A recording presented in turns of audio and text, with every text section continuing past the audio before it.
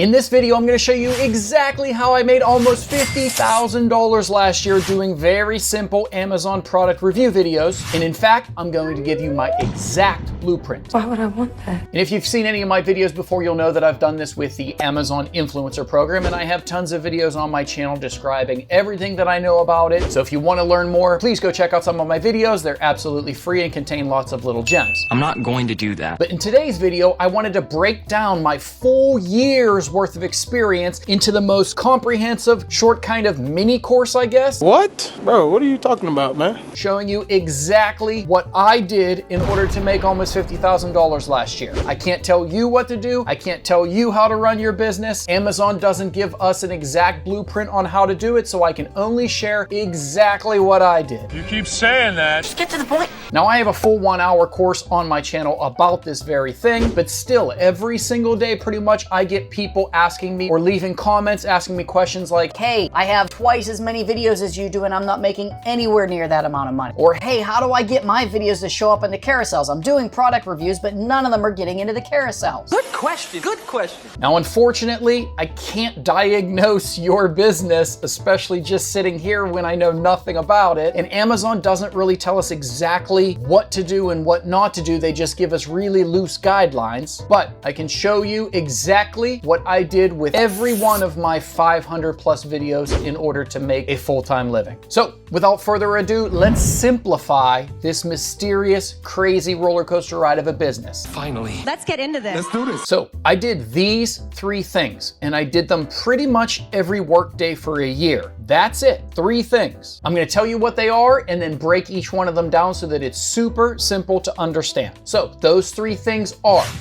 product selection, title and thumbnail, and influencing the sale.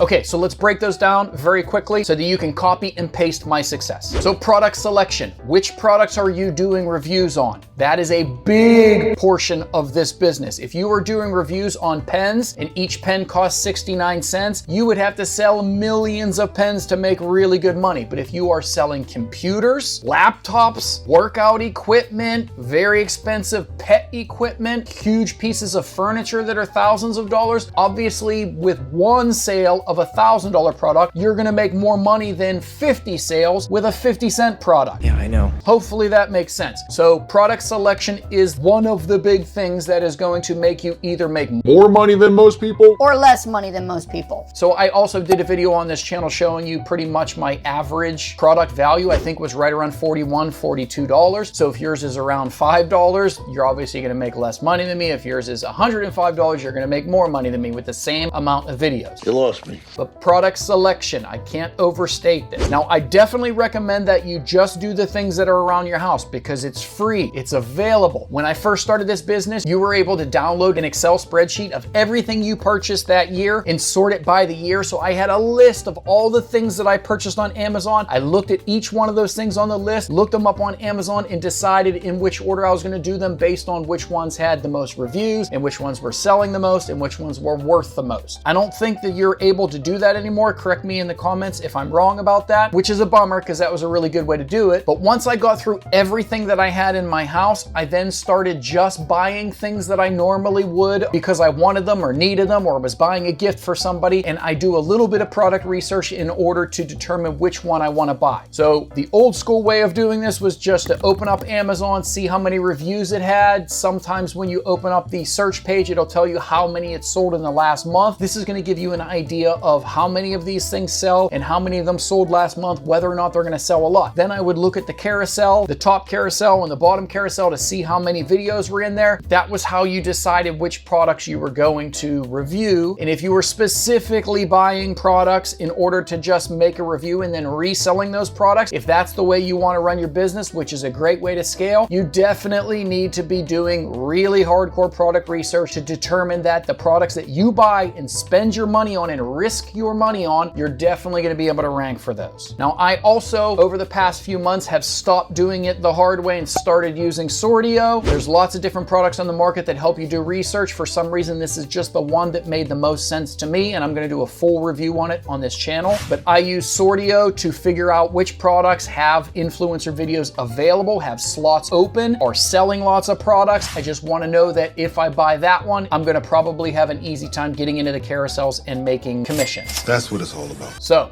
step one, do everything in your house, do things in your families and friends' houses, get anything that you can get your hands on. If it's all small ticket items, you're gonna make a little bit less. If you can get your hands on some bigger things, especially things that are worth a lot of money, that actually sell a lot, then you're gonna make a lot more money. I'm not in it for the money. And you can use whatever software you like, or just do it the old-fashioned way, open up the pages and see if it's a product that you think would sell well. So moving on to number 2, title and thumbnail. Now, I still see people in the forums and Facebook groups and things talking about, should you do custom thumbnails? How do you do your titles? I have a very strong opinion on this. I'm pretty sure my opinion is well known if you've seen any of my other videos. I think title and thumbnail are insanely important. In fact, there's only 3 things, like I said, that make this business work, and it's one of them.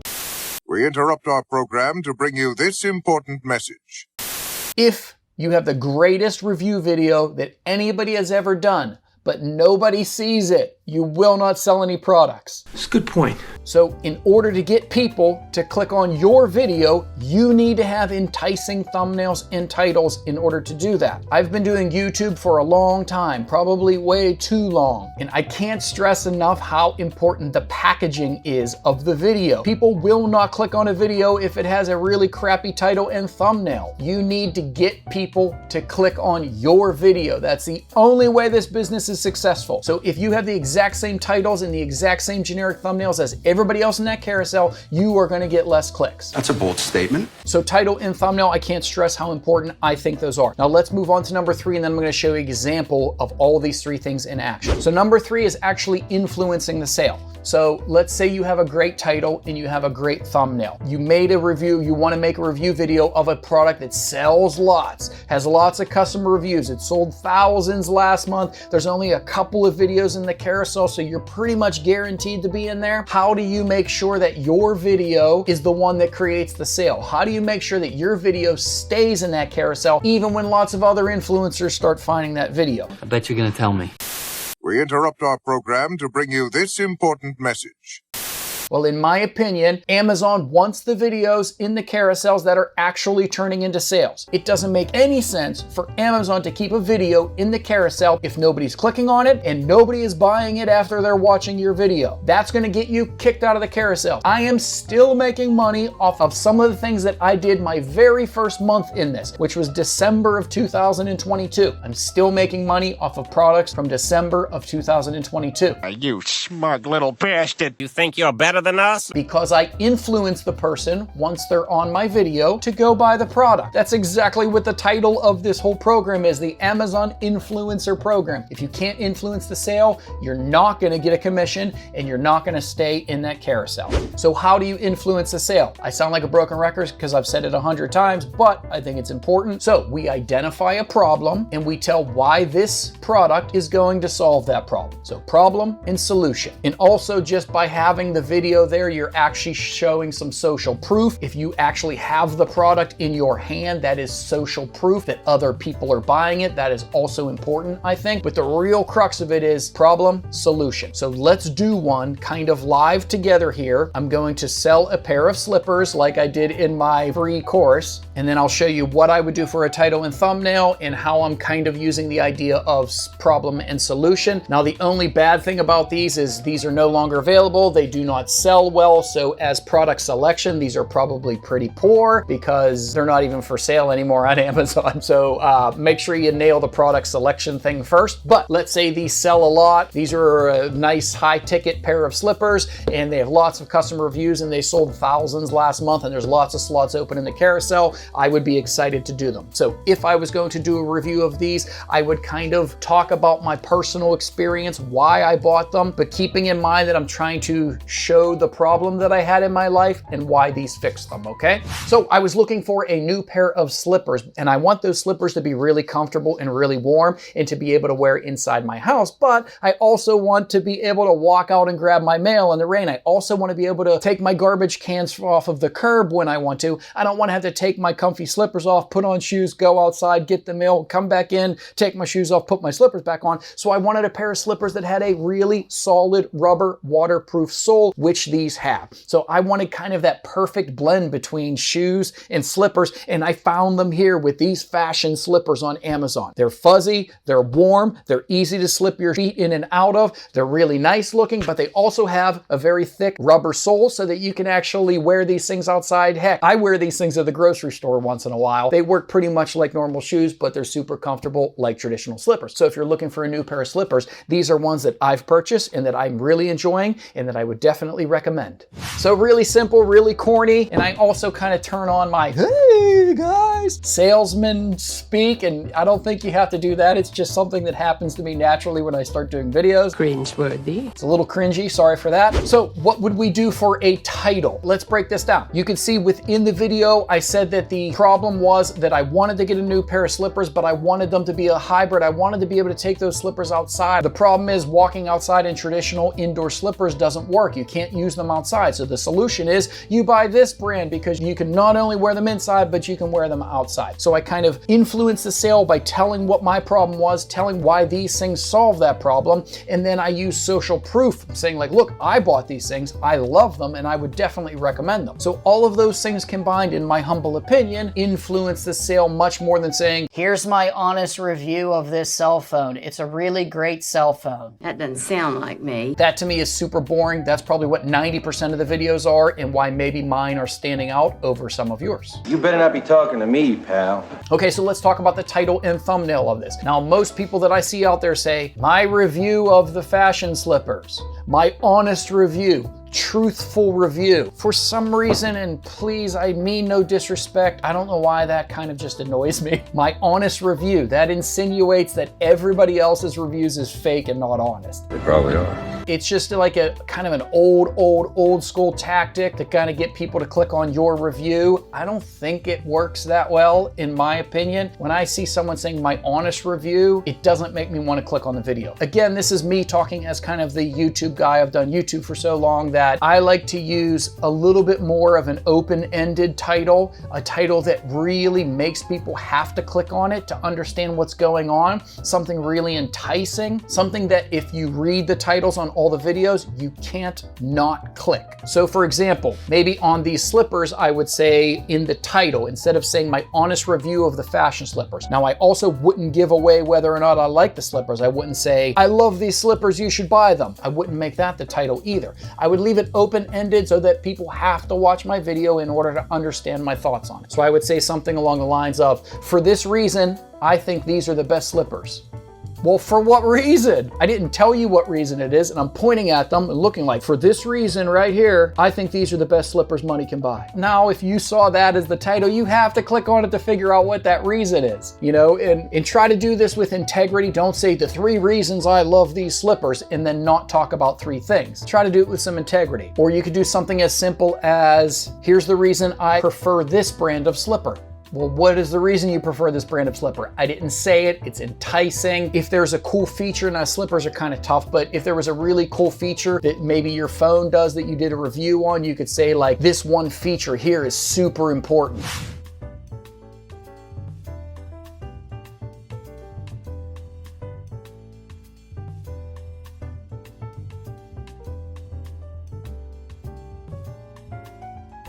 I don't put the name of the product in the title, nothing. I put things that are kind of clickbaity, but true. So this one feature here is super important. And then when I do the video of that, I'm gonna say, here's why I think this one feature is really important, because this camera does this and this and X, and it's different than other cameras and it solves this problem. We get it. You stop now. So I don't wanna overstress this, but for me, title is very important. I don't say my honest review of the fashion slippers.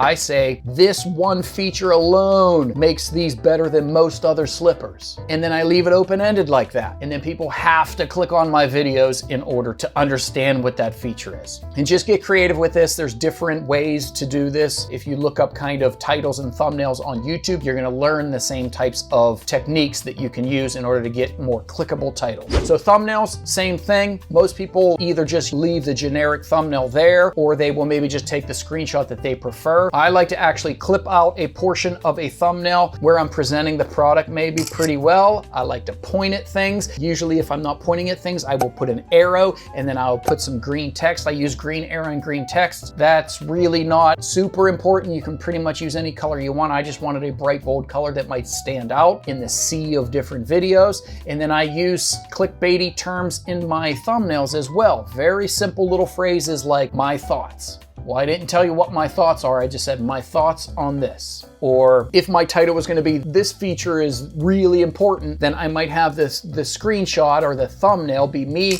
looking at that thing with the word important in an arrow. I think that there is a whole masterclass on thumbnails that we could probably get into, but for me, I've done that for all 500 and something odd videos that I have done. So if you were trying to recreate my success, I can't tell you how to do it, but I can tell you what I did, and that is exactly what I did. So there you go. You can just kind of copy and paste what I'm doing. It seems to work for me. If you are looking at my results and your results are nowhere near mine, then it could be because one of these three things may be out of whack. And again, this is just what I'm doing. If you want to do it your own way, that's awesome. And let me know if you were doing something different in the comments below. Maybe that I should be trying. I would love to learn some stuff from you guys. And if you are into this sort of stuff, then please do all of those things you're supposed to do to help the channel grow. And I'll see you in the next one. I don't agree with anything you've said.